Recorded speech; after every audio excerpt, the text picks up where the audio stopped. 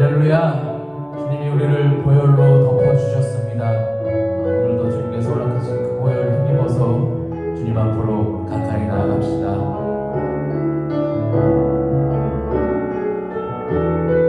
유월절 어린 양의 피로 나의 삶의 문이 열렸네. 어둠의 권세는 힘이 없네. 주 보혈의 능력으로 원수가 날 정죄할 때에도 난 의롭게 설 수 있네.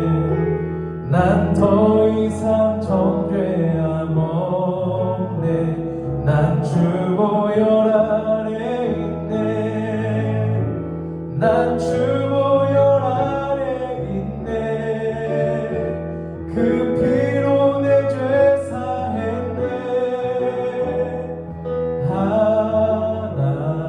하나님의 긍휼 날 거룩해 하시었네. 난 주 보혈 아래 있네. 난 원수의 어떠한 공격에도 더 이상 넘어지지 않네. 난 주 보혈 아래 있네. 유월절 어린 양의 피로 나의 삶의 문이 열렸네. 어둠의 권세는 힘이 없네. 주 보혈의 능력으로 원수가 날 정죄할 때에도 난 의롭게 설 수 있네. 난 더 이상 정죄함 없네. 난 주 보혈 아래 있네. 난 주 보혈 아래 있네. 그 피로 내 죄 사했네. 하나님의 긍휼 날 거룩해 하시었네. 난 주 보혈 아래 있네.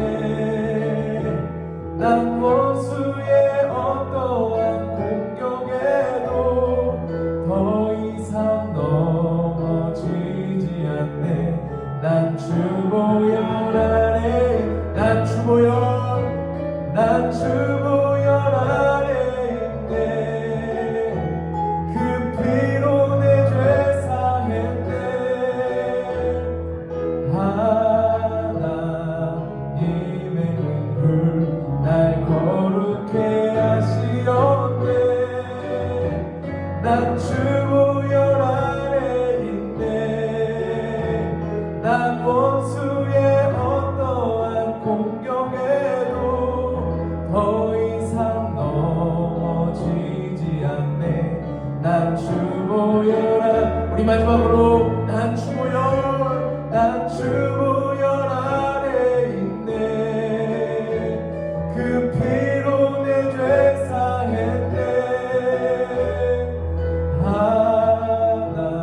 하나님의 긍휼 날 거룩해 하시었네. 난 주 보혈 아래 있네.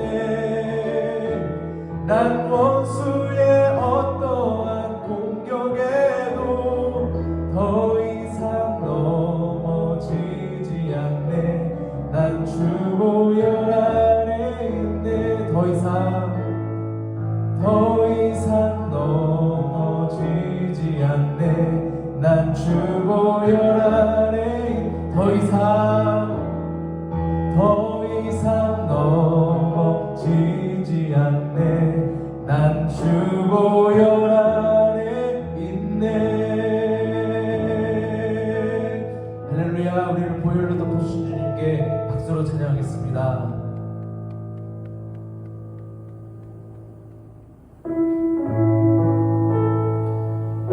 할렐루야. 주님께서 우리를 은혜로 덮어주심으로 이제 우리에게 더 이상 두려움 없습니다. 이제 우리가 주님만 바라보겠노라 확정하는 마음으로 시간 결단하는 마음으로 찬양하겠습니다.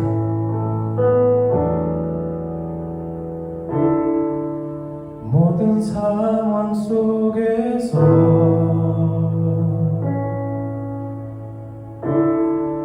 주를 찬양할지라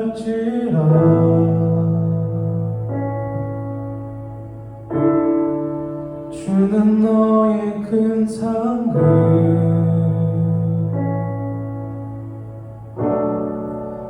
큰 도움이시라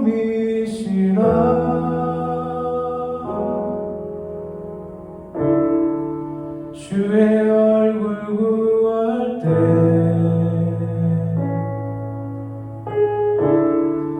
주의 영을 부사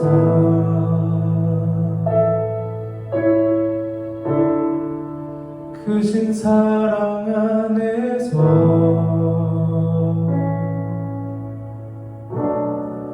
주를 보게 하소서.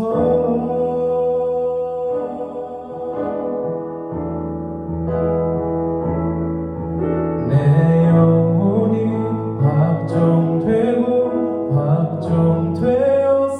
확정되었사오니 믿음의 눈들어 주를 바라봅니다. 내 영혼이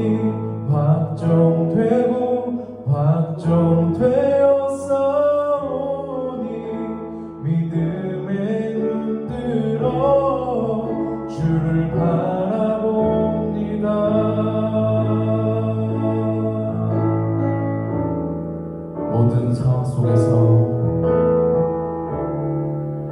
모든 상황 속에서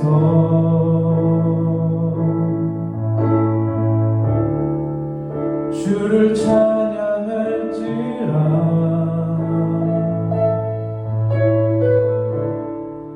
주는 너의 큰 상급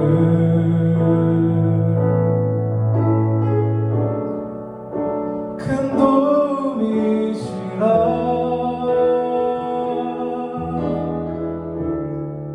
주의 얼굴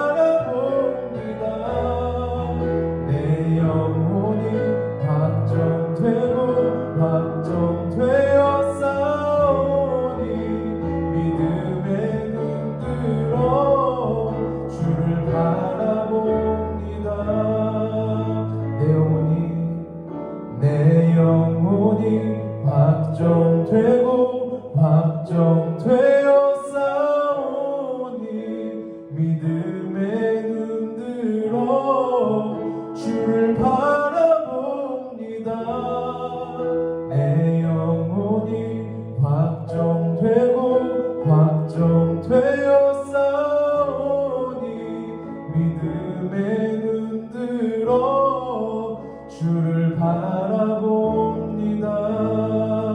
믿음의 눈 들어 믿음의 눈 들어 주를 바라봅니다.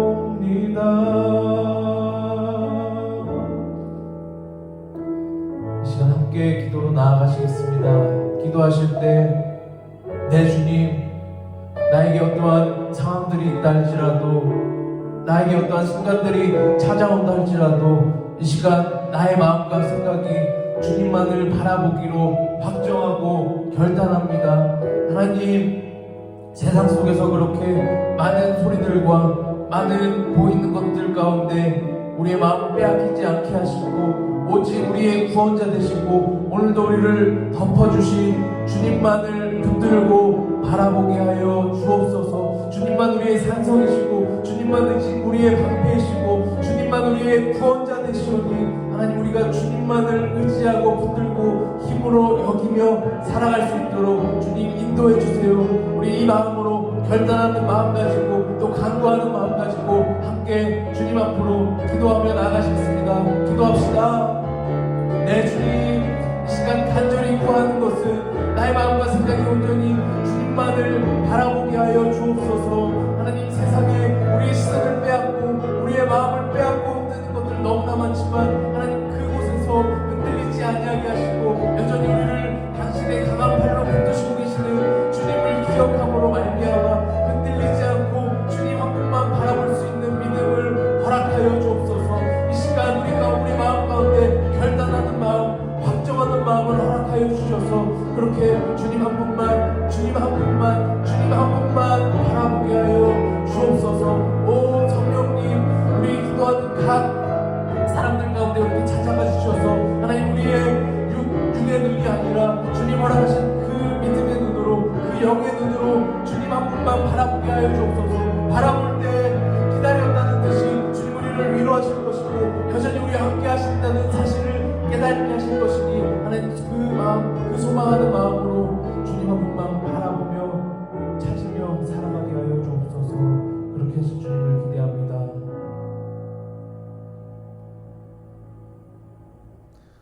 다 같이 사도신경으로 우리의 신앙을 고백하겠습니다. 나는 전능하신 아버지 하나님, 천지의 창조주를 믿습니다. 나는 그의 유일하신 아들 우리 주 예수 그리스도를 믿습니다.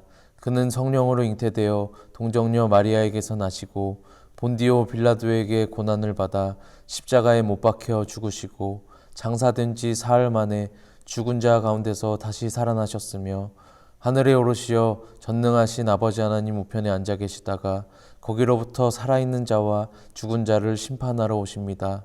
나는 성령을 믿으며 거룩한 공교회와 성도의 교제와 죄를 용서받는 것과 몸의 부활과 영생을 믿습니다. 아멘. 기도드리시겠습니다. 하나님 아버지, 오늘도 각자의 예배 자리에서 이렇게 예배드릴 수 있게 하심에 감사드립니다. 어려운 상황 속에서도 예배드리는 우리 월광교회 청소년부 친구들과 선생님들 축복하여 주세요. 주님, 세상 속에서 주님의 생각, 주님의 뜻대로 행하지 않을 때가 많습니다. 그런 저희를 용서하여 주시고 하루하루를 주님 안에서 살게 하시고 주님의 뜻을 먼저 생각할 수 있는 우리 청소년부 되게 도와주세요. 이제 다음 주부터 학기가 시작됩니다. 신학기라 정신없고 바쁘겠지만 학생들이 학교에서도 주님의 은혜 경험하게 하시고 좋은 친구들 많이 사귈 수 있도록 해주세요. 오늘도 주님의 말씀 듣길 원합니다. 말씀 전하시는 한용준 전도사님께 은혜 주시고 말씀을 통해 이번 한 주도 주 안에서 승리하는 청소년부 될 수 있도록 인도해 주세요. 사랑 많으신 예수님 이름으로 기도드립니다. 아멘. 이 시간 하나님의 말씀 보겠습니다. 오늘 우리에게 주신 하나님의 말씀은 마태복음 4장 1절부터 11절까지의 말씀입니다. 마태복음 4장 1절부터 11절까지의 말씀을 함께 읽겠습니다. 그때 예수께서 성령에게 이끌리어 마귀에게 시험을 받으러 광야로 가사 40일을 밤낮으로 금식하신 후에 줄이신지라 시험하는 자가 예수께 나아와서 이르되 내가 만일 하나님의 아들이거든 명하여 이 돌들로 떡덩이가 되게 하라. 예수께서 대답하여 이르시되 기록되었으되 사람이 떡으로만 살 것이 아니요 하나님의 입으로부터 나오는 모든 말씀으로 살 것이라 하였느니라 하시니, 이에 마귀가 예수를 거룩한 성으로 데려다가 성전 꼭대기에 세우고 이르되 내가 만일 하나님의 아들이거든 뛰어내리라. 기록되었으되 그가 너를 위하여 그가 사자들을 명하시리니 그들이 손으로 너를 받들어 발이 돌에 부딪히지 않게 하리로다 하였느니라. 예수께서 이르시되 또 기록되었으되 주 너의 하나님을 시험하지 말라 하였느니라 하시니, 마귀가 또 그를 데리고 지극히 높은 산으로 가서 천하 만국과 그 영광을 보여 이르되 만일 내게 엎드러 경배하면 이 모든 것을 내게 주리라. 이에 예수께서 말씀하시되 사탄아 물러가라. 기록되었으되 주 너의 하나님께 경배하고 다만 그를 섬기라 하였느니라. 이에 마귀는 예수를 떠나고 천사들이 나와서 수종드니라. 아멘. 할렐루야. 오늘도 예배로 나온 우리 모든 청소년 친구들을 주님의 이름으로 환영하고 축복합니다. 오늘은 사순절 두 번째 주일이에요. 벌써 우리가 사순절 두 번째 주간을 보내고 있어요. 우리 지난주 말씀 다들 기억하나요? 지난주에 우리는 예수님께서 당하셨던 고난의 시작에 대해서 나눴었어요. 예수님께서 당하신 고난의 시작이 무엇이었죠? 그것은 예수님께서 자신의 하나님 되심을 포기하시고 인간의 몸으로 이 땅에 오시는 것이었어요. 그 과정에서 하나님께서는 자기의 권리를 포기하셨고요. 그런데 자기 권리를 포기하시면서까지 이 땅에 오셨는데 이 땅에 살아가고 있던 자기의 백성들에게 거절당하셨어요. 이 땅의 백성들은 자기의 왕이 옴에도 불구하고 예수님을 거절했어요. 이게 바로 예수님께서 받으셨던 고난의 시작이었어요. 사랑하는 청소년 여러분, 저와 여러분이 고난당하신 예수님을 기억하시길 축복해요. 특별히 거절당하셨음에도 심판하지 아니하시고 사랑으로 우리를 구해내신 그 은혜를 기억하는 저와 여러분 되시기를 주님의 이름으로 축복합니다. 오늘은 계속해서 예수님께서 당하신 고난에 대해서 나눌 텐데, 오늘은 시험 당하심이라는 주제를 가지고 함께 여러분들과 말씀을 나누려고 합니다. 먼저 우리 본문 1절을 함께 읽겠습니다. 그때 예수께서 성령에게 이끌리어 마귀에게 시험을 받으러 광야로 가사, 예수님께서 성령에 이끌리어서 광야로 가셨고 그곳에서 마귀에게 시험 받으셨어요. 오늘 예수님께서 시험 받으셨어요. 그런데 우리 예수님께서는 시험을 받으셔야 하는 분이실까요? 여러분, 시험은 누가 받나요? 지난번에 한번 얘기했었죠. 시험은요, 부족한 자가 받아요. 통과해야 하는 자가 받아요. 통과해야 한다는 말은 아직 통과하지 못했다는 뜻이거든요. 우리 예수님께서 부족하신 분이신가요? 우리 예수님께서 시험에 통과하지 못하시는, 시험을 통과하셔야만 하는 분이신가요? 아니시죠. 하나님의 아들이신데. 그런데 오늘 말씀에 보니까요, 예수님께서 마귀에게 광야에서 시험 받으셨대요. 며칠 동안이요? 2절 말씀에 나오죠. 40일 동안, 심지어 그 40일 동안 밤낮으로 금식, 아무것도 드시지 못하셨대요. 우리 지난주랑 이어지죠. 예수님께서 자기의 권리를 포기하신 거예요. 예수님은 시험 받으셔야 할 분이 아니세요. 도리어 시험을 주셔야 할 분이세요. 그런데 오늘 예수님께서 시험 받으신 거예요. 예수님께서 왜 오늘 시험 받으셨을까요? 예수님께서 40일 동안 광야에서 시험 받으신 이유는 이스라엘이 통과하지 못했던, 또 저와 여러분이 통과할 수 없는 시험을 대신 치르기 위함이셨어요. 먼 옛날 구약시대 때 이스라엘 백성들이 40년 동안 광야길을 걸었었거든요. 그런데 그게 사실 먼저 이스라엘이 하나님께 받았던 시험이었어요. 신명기 8장 2절에 보면은 하나님께서 이스라엘 백성들을 40년 동안 광야길을 걷게 하신 시험의 이유가 나오는데, 우리 신명기 8장 2절을 함께 읽어보겠습니다. 내 하나님 여호와께서 이 40년 동안에 내게 광야길을 걷게 하신 것을 기억하라. 이는 너를 낮추시며 너를 시험하사 내 마음이 어떠한지 그 명령을 지키는지 지키지 않는지 알려 하심이라. 아멘. 하나님께서 이스라엘로 하여금 40년 동안 광야길을 걷게 하신 이유는 이스라엘을 낮추시고 이스라엘이 마음으로 하나님의 명령을 지키는지 알기 위함이셨어요. 한마디로 순종하는지 불순종하는지 시험하시기 위함이셨어요. 그래서 이스라엘은 그 40년이라는 광야길 동안에 낮아지고 하나님의 명령을 지켜야만 했어요. 다시 말해서 하나님의 명령 앞에 순종하면서 걸어갔어야 했어요. 그러나 이스라엘은 40년 동안의 광야길 그리고 그 이후에도 계속해서 하나님의 명령, 하나님께서 말씀하신 것에 대해서 불순종했어요. 시험을 통과하지 못했던 거죠. 저와 여러분도 마찬가지예요. 우리는 절대 스스로 우리 자신을 낮출 수 없잖아요. 높은 자리에 앉고 싶고 내가 내 인생의 그 주인의 자리에 앉고 싶잖아요. 또 마음으로 하나님의 말씀을 지키고 싶지도 않잖아요. 그런데 웬 순종이에요? 내 마음대로 살고 싶은데 내 마음대로 살고 싶은데도 지금 내 마음대로 살지 못하고 있는데 이러한 와중에 웬 순종이냔 말이에요. 이게 사람이에요. 이게 저와 여러분이에요. 순종하지 못하는. 그래서 예수님께서 대신 이 땅에 오셔서 40일 동안 고난을 시험을 받으신 거예요. 예수님께서는요 하나님의 본체이심에도 불구하고 하나님이심을 포기하시고 자기를 낮추시고 마음을 다해서 하나님의 말씀에 전적으로 순종하셨어요. 그 전적으로 순종한 결과가 십자가잖아요. 이제 그러고 나서 부활하신 예수님께서 저와 여러분 안에 들어오셔서 우리를 낮춰가시는 거예요. 우리는 절대 스스로 우리 자신을 못 낮추거든요. 그런데 예수님께서 우리 안에 들어오셔서 낮아지게 하시는 거예요. 그렇게 우리 안에서 우리를 낮추시고 우리의 주인 되셔서 우리의 왕 되어주셔서 이제 예수님께서 이루었던 그 순종을 우리 안에서 그 순종의 삶을 이루어 가시는 거예요. 이것을 위해서 예수님께서 고난 받으셨고 40일 동안 시험 받으셨어요. 사랑하는 청소년 여러분, 오늘 예수님께서 시험 받으신 이유는 저와 여러분 때문임을 기억하시길 축복합니다. 시험 받지 않으셔도 되는 분이 시험 받으셨어요. 솔직히 저와 여러분이라면 얼마나 억울하겠어요. 내가 받지 않아도 되는 그 시험, 이미 나는 중간고사, 기말고사 다 치렀는데 또 시험 보라고 하면은 억울하지 않겠어요? 그런데 그 정도가 아니라 그것도 싫은데 예수님께서는 시험을 받지 않아도 되실 분이신데 그 시험을 받으시고 있는 거란 말이에요. 그런데도요, 예수님은 억울해하지 않으셨어요.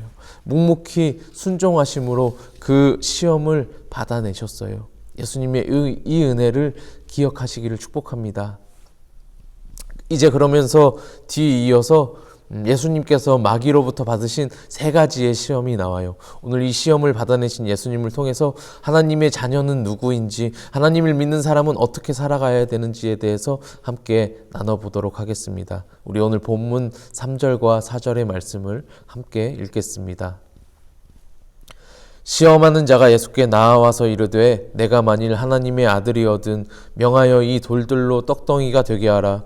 예수께서 대답하여 이르시되 기록되었으되 사람이 떡으로만 살 것이 아니요 하나님의 입으로부터 나오는 모든 말씀으로 살 것이라 하였느니라 하시니. 아멘.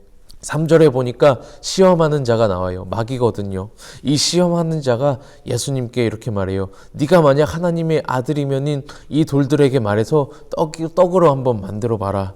세상에서 먹는 걸로 그러는 게 제일 치사한 거잖아요. 그렇죠? 근데 사실 이 첫 번째 시험부터가 현재 예수님께는 상당히 큰 타격이에요. 왜죠? 지금 예수님 어떠한 상태세요?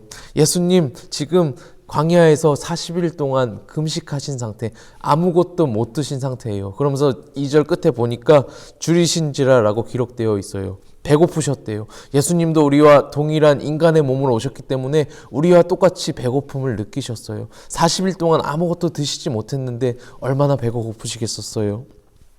그러한 상태에서 지금 이 돌들을 명하여서 떡을 만들어 보라 하였으니 예수님도 당연히 그렇게 해서 떡을 드시고 싶지 않으시겠어요? 그런데 사실 이 시험에는 중요한 포인트가 있어요. 그것은 바로 내가 하나님의 아들이거든, 내가 하나님의 아들이면 이에요. 네가 만약 하나님의 아들이면은 이 돌을 떡으로 만들 수 있지 않냐 하는 거예요. 그런데 사실 우리 예수님께서 실제로 이 일을 하실 수 있죠. 예수님께서는 빵 5개와 물고기 2마리로 5,000명 이상이나 되는 사람들을 배불리 먹이셨는데 돌을 떡으로 만드는 것쯤이야 당연히 쉽게 하지 않으시겠어요? 그런데 중요한 것은 그것이 아니라 마귀는 하나님의 아들이라는 것을 보여달라는 거예요. 네가 하나님의 아들인 것을 입증해라 라는 거예요. 하나님의 아들임을 이 돌을 떡으로 만들어서 네가 하나님의 아들임을 입증해내라 라는 거예요. 그러나 예수님은 그 상황 속에서 이렇게 말씀하셨어요. 사람이 떡으로만 살 것 아니요 하나님의 입으로부터 나오는 모든 말씀으로 살 것이라. 이 말 성경 말씀이시거든요. 말씀으로 살 것이라 라고 하시면서 정말로 말씀으로 이겨내신 거예요. 떡을 만들어서 그 떡을 먹은 것이 아니라. 예수님은요 자신이 하나님의 아들인 것을 입증해내시기 위해서 기적을 행하지 않으셨어요. 오히려 자신이 하나님의 아들인 것을 입증하시기 위해서 하나님의 말씀대로 살 것이라 라고 하는 하나님의 그 말씀 앞에 순종하셨어요.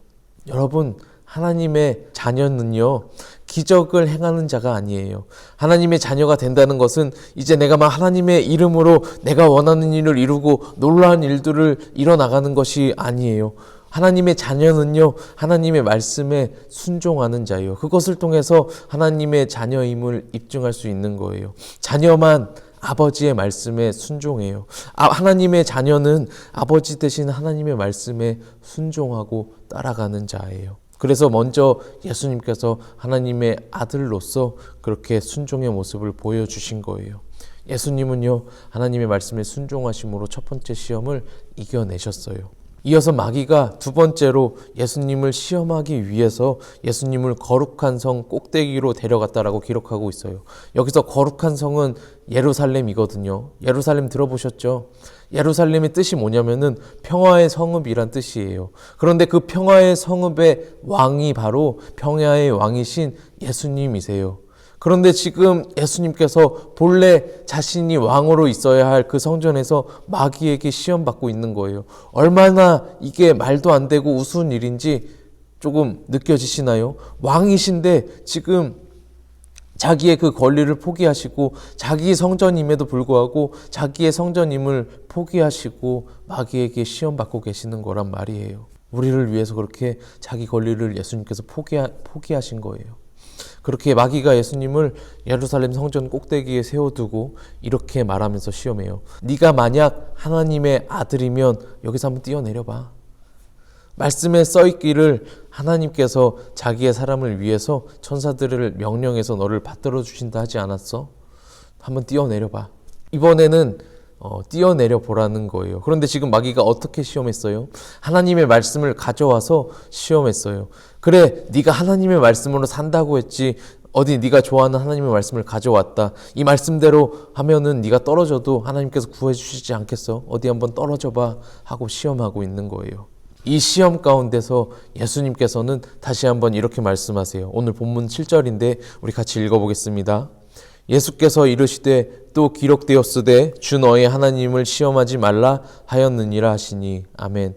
이 말씀은 신명기 6장 16절의 말씀이거든요. 우리 16절 말씀을 제가 한번 읽어보겠습니다. 너희가 마사에서 시험한 것 같이 너희의 하나님 여호와를 시험하지 말고. 이 말씀을 가지고 마귀에게 하나님의 말씀에 시험하지 말라고 하였으니 하나님을 시험하지 않겠다라고 선포하신 거예요. 그런데 신명기 말씀, 예수님께서 가져오신 말씀에 뭐 한 것 같이 시험하지 말라고 기록되어 있어요. 너희가 마사에서 시험한 것 같이. 여기서 너희는 이스라엘이거든요. 그러니까 이스라엘이 마사에서 시험한 것 같이 하나님을 시험하지 말라는 거예요. 이스라엘이 마사에서 하나님을 시험했었거든요. 어떤 시험이냐면 하나님이 계신가 안 계신가 시험했었어요. 이스라엘이 광야를 지나갈 때 물이 없었어요. 그래서 자기들이 이집트에서 종 노릇하고 있을 때 구출해준 모세에게 따져 물었어요. 아니 왜 우리를 이집트에서 굳이 그렇게 데려 나와서 이 아무것도 없는 땅에서 목말라 죽게 만드느냐 따져 물었어요. 기껏 종 노릇하던 삶에서 해방시켜줬더니 지금 적반하장으로 따지고 있는 거예요. 그런데 사실 이들이 이렇게 한 것은 하나님이 계신가 안 계신가 시험했었다라는 거예요. 자기들이 하나님의 도움으로 이집트로부터 구출받았음에도 하고 말이에요. 그럼에도 하나님은 이스라엘 백성들을 심판하지 않으셨고 그들에게 물을 주었어요. 이제 그 이후에 이스라엘 백성들은 더 이상 하나님을 시험하지 않았을까요? 아니요. 그 이후에도 그들은 계속해서 하나님을 시험했어요. 그리고 그것은 시험하지 말라라고 했던 하나님의 말씀에 불순종했던 거예요. 이것은 비단 이스라엘만의 문제가 아니에요. 그냥 사람이 그래요. 사람이 다 죄인이어서 하나님의 말씀에 불순종해요. 우리 처음에 말했죠. 우리는 절대로 스스로 우리 자신을 낮출 수가 없어서 하나님의 말씀에 순종할 수가 없어요. 이스라엘의 역사를 보면 알 수 있어요. 하나님께서는 계속해서 이스라엘을 달랬는데 이스라엘은 계속해서 불순종해 나갔어요. 그래서 이 구약 성경의 마지막 책, 예수님께서 오시기 전 구약 성경의 마지막 책이 말라기거든요. 말라기는요, 말라기라는 선지자가 하나님께 말씀을 듣고 선포한 또 기록한 책이에요. 말라기에서 하나님께서 그러세요. 제발 이 성전 문 좀 닫아줘라. 저 악한 백성들이 헛된 재물 가지고 내 성전으로 들어오지 못하도록 누가 제발 이 성전 문 좀 닫아주라 말씀하세요. 그래서 구약은요, 인간의 실패, 인간의 연약함, 인간의 할 수 없음으로 끝나요. 그게 구약 성경이에요. 사람은 절대로 스스로 하나님의 말씀에 순종할 수 없다라는 걸로 구약 성경이 끝난다고요. 그렇게 구약 성경의 마지막 선지자인 말라기 선지자를 끝으로 하나님께서는 약 400년 동안 아무 말씀도 하지 않으세요. 인간의 실패로 끝난 거예요. 그러고는 약 400년 후에 한 빛이 이 땅에 아기로 태어나세요. 그분이 누구신지 다 아시죠? 네, 예수님이에요. 인간의 실패로 끝났으니 이제는 예수님께서 사람이 하지 못한 순종을 대신 이루러 이 땅에 오신 거예요. 그리고 이 땅에서 순종의 끝인 십자가를 지시고 그 이후에 부활하셔서 이제는 이 땅을 뚫고 들어오신 것처럼 저와 여러분 안으로 뚫고 들어오셔서 우리의 자리에 앉으시고 우리를 그렇게 순종으로 인도해 나가시는 거예요. 우리 스스로 그렇게 하지 못하니까 우리를 살려내시기 위해서 우리 안에서 그렇게 순종의 삶을 이루어 나가시는 거예요. 여러분, 이게 기독교예요. 저와 여러분들이 믿고 있는 기독교 진리가 바로 이거예요. 인간은 절대로 할 수 없다라고 말하는 거예요. 다른 종교는요, 그리고 세상은요, 사람이 노력하면은 다 해낼 수 있다고 해요. 사람이 홀로 노력해서 다 해낼 수 있으니까, 그러니까 신이 필요 없고 하나님을 찾지 않는 거예요. 그런데 기독교는요, 먼저 인간의 실패를 말해요. 인간의 연약함, 인간의 할 수 없음을 말해요. 그러나 하나님께서 우리 안에 들어와 주셨을 때 우리 안에서 일하시고 그러므로 인해서 우리가 하나님으로 인해서 할 수 있다라고 말하는 것이 바로 기독교예요. 그래서 우리에게는 또 사람에게는 소망이 없고 오직 예수님께만 소망이 있어요. 다시 말씀으로 돌아와서 결국 예수님께서는 두 번째 시험도 하나님을 시험하지 말라는 그 말씀에 순종하심으로 이겨내셨어요. 마지막으로 마귀는 예수님을 지극히 높은 산으로 데려갔어요. 그리고는 천하만국 온 세계를 보여주면서 이렇게 말했어요. 나한테 경배하면 내가 이거 너한테 다 줄게. 그런데 사실 이거 하나님께서 먼저 하셨던 행동인 것 아세요? 출애굽기 19장 5절 6절을 보면은 하나님께서 모세를 산으로 부르시고는 이렇게 말씀하세요. 세계가 다 내게 속하였나니 너희가 내 말을 잘 듣고 내 언약을 지키면 너희는 모든 민족 중에서 내 소유가 되겠고 너희가 내게 대하여 제사장 나라가 되며 거룩한 백성이 되리라. 너는 이 말을 이스라엘 자손에게 전할지니라. 아멘. 세계는 다 하나님의 거예요. 그리고 순종하면 내 언약을 지키면 너희는 내 소유가 된다는 거예요. 나의 거룩한 백성이 된다라는 거예요. 그런데 지금 이거 마귀가 따라한 거예요. 마귀는 하나님이 되고 싶어 했거든요. 그러니까 본인이 할 수 없음에도 그렇게 하나님을 따라했던 거예요. 이거 경배하기만 하면 내가 너한테 다 줄게. 그런데 다른 것은 마귀는 이 세상을 준다는 조건이었고 하나님은 자기 소유로 삼으시겠다는 거예요. 자기의 거룩한 백성으로 삼아주신다라는 거예요. 여러분들은 이 세상의 모든 권력, 부를 가지는 거랑 하나님의 소유가 되는 거랑 무엇이 더 좋으세요? 사실 누군가의 소유가 된다는 것은 별로 좋아 보이지 않을 수도 있어요. 그런데 마태복음 16장 26절은 이렇게 기록하고 있어요. 사람이 만일 온 천하를 얻고도 제 목숨을 잃으면 무엇이 유익하리요? 사람이 무엇을 주고 제 목숨과 바꾸겠느냐?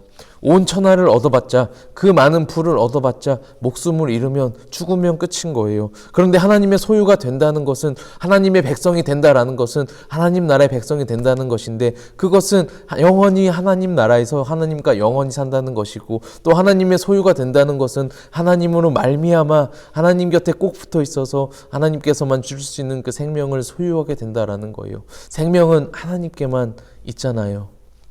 이것 중에 여러분들 무엇을 선택하시겠냔 말이에요.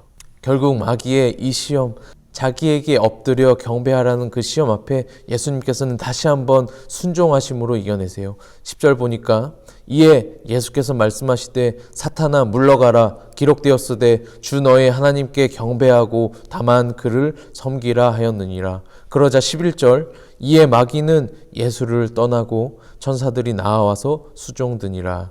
아멘. 말씀을 정리할게요.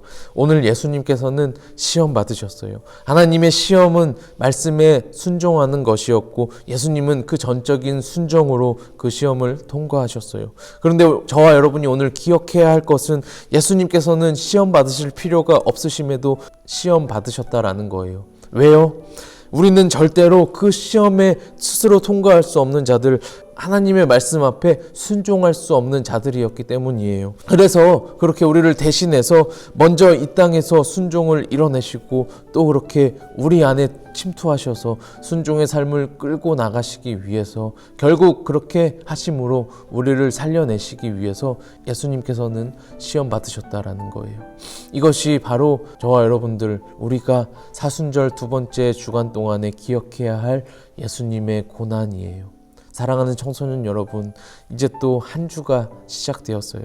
한 주간 이 예수님을 깊이 묵상하시기를 바랍니다. 그리고 예수님께서 시험을 대신 받으신 것이 헛되지 않도록 조금씩 저와 여러분의 연약함을, 내 안에 있는 그 연약함 할 수 없음을 인정하시길 바랍니다. 우리가 연약함을 인정할 때 비로소 예수님께서는 우리 안에 들어오셔서 우리 안에서 일하실 거예요. 우리 안에서 우리가 할 수 없는 그 순종의 삶을 끌고 나가 주실 거예요.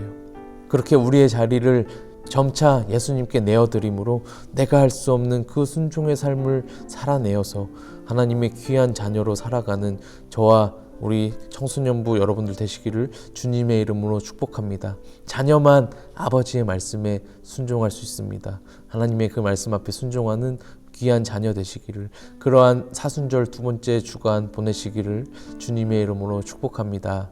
아멘. 기도하겠습니다. 하나님 감사합니다. 오늘 또 하나님의 말씀을 나누게 해주셔서 감사합니다. 하나님, 오늘 우리가 예수님께서 이 땅에 오셔서 마귀로부터 시험 받으신 것에 대해서 나눴습니다. 주님, 오늘 우리가 시험 받아야 할 자임에도 불구하고 우리를 시험하지 아니하시고 먼저 이 땅에 오셔서 그 시험을 치러내신 주님을 기억합니다. 이 사순절 두 번째 주간 동안에 나를 대신하여서, 또 내가 그렇게 살아내지 못하기 때문에 예수님께서 행하셨던 그 순종의 삶을, 그 시험 앞에 말씀에 순종하심으로 이겨내신 것을 기억하는 한 주 되게 하여 주옵소서. 하나님, 그래서 이제는 예수님께서 그 시험 받으신 것이 헛되지 않도록 매일 하루하루 이렇게 나의 연약함, 나의 할 수 없음을 인정하게 하여 주옵소서. 주님, 그때 하나님 그 겸손의 고백을 받아주시고 그 안으로 들어가 주셔서 이제는 주님께서 선한 일을 행하여 주시고 그 순종의 삶으로 인도하여 주옵소서. 그래서 결국에는 하나님 앞에 귀한 자녀로, 하나님의 기뻐하시는 자녀들 다 될 수 있도록 주님께서 도와주시고 은혜로 함께하여 주옵소서. 그렇게 사순절 기간 더 예수님을 묵상하고 기억하는 한 주 될 수 있도록 주님 함께하여 주옵소서. 그렇게 하실 주님을 기대하고 감사드리며 귀하신 우리 주 예수 그리스도의 이름으로 기도드렸습니다. 아멘. 우리 주기도문으로 오늘 예배 마치겠습니다. 하늘에 계신 우리 아버지, 아버지의 이름을 거룩하게 하시며 아버지의 나라가 오게 하시며 아버지의 뜻이 하늘에서 같이 땅에서도 이루어지게 하소서. 오늘 우리에게 일용할 양식을 주시고 우리가 우리에게 잘못한 사람을 용서하여 준 것 같이 우리 죄를 용서하여 주시고 우리를 시험에 빠지지 않게 하시고 악에서 구하소서. 나라와 권능과 영광이 영원히 아버지의 것입니다. 아멘.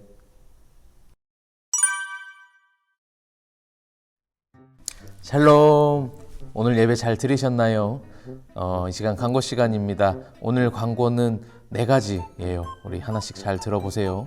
첫 번째, 우리 청소년부에서 동계 수련회를 진행합니다. 와! 날짜는 3월 14일 주일이고 시간은 오후 3시 30분부터 5시 30분까지 약 2시간 정도 진행하려고 합니다. 지금 우리가 코로나 상황이기 때문에 다른 프로그램은 할 수 없을 것 같고 대신 우리가 예배로 교회로 모여서 예배로 진행하려고 합니다. 이제 새 학기가 시작됐는데 여러분들 오늘 말씀 나눴다시피 우리에게는 소망이 없어요. 하나님의 말씀이 없으면 우리가 하루하루를 잘 살아낼 수 없어요.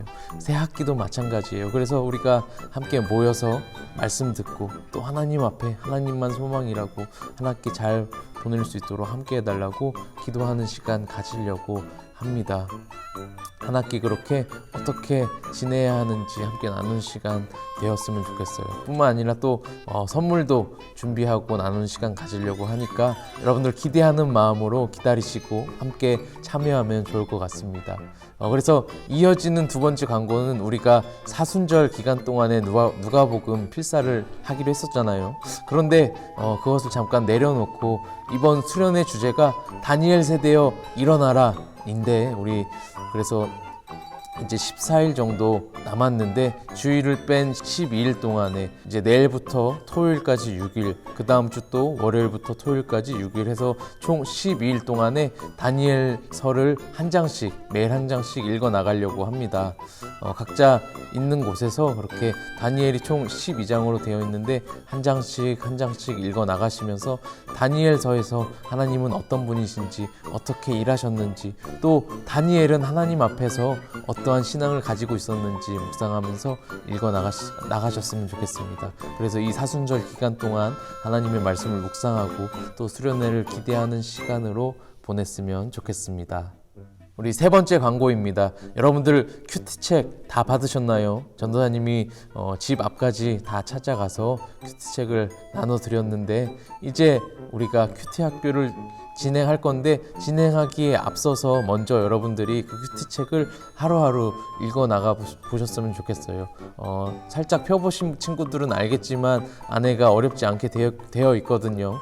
그래서 매일의 분량을 한 장씩 읽어 나가시면서 하나님이 어떤 분이신지 조금씩 알아가셨으면 좋겠어요. 그러고 나서 우리가 줌을 통해서 큐티 학교를 진행할 텐데 큐티 학교를 통해서 우리가 큐티가 어렵지 않다는 것을 배우고 그래서 큐티를 통해서 더 하나님을 알아가는 시간 되었으면 좋겠어요.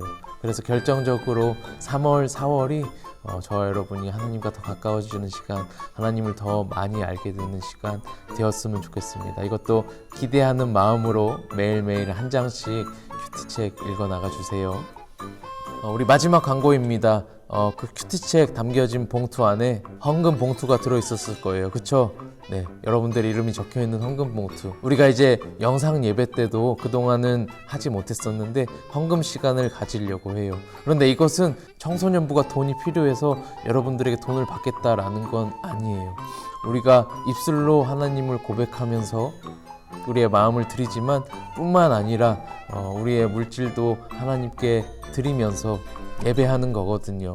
이 헌금에는 많은 고백이 담겨 있지만 그 중에 전도사님이 말하고 싶은 것은 이 돈이 이 물질이 내 것이 아니라 하나님께서 나에게 주신 것입니다 라는 고백을 담아서 하나님께 드리는 거예요. 그래서 금액은 중요하지 않아요. 금액보다도 중요한 것은 여러분들의 그 마음이에요.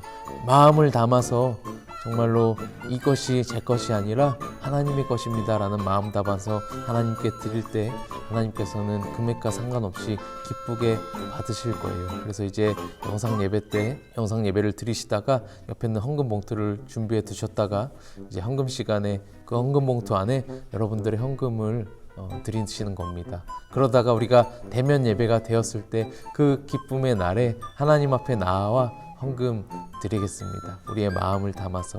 그러니까 부담 가지지 마시고 하나님 앞에 우리의 마음을 드린다는 의미로 우리가 헌금 시간도 가지도록 하겠습니다. 네, 이상으로 오늘의 예배를 마치고 이제 사순절 두 번째 주간인데 이 기간 동안 더 시험당하신 예수님을 묵상하시고 그분의 그 고난에 동참하시고 또 특별히 이번 한 주 나의 연약함을 발견하시고 그래서 예수님만 내 안에 들어오셔서 일해달라고 기도하면서 이렇게 한 주 또 잘 보내시고 우리는 다음 주에 만나도록 하겠습니다. 사랑합니다.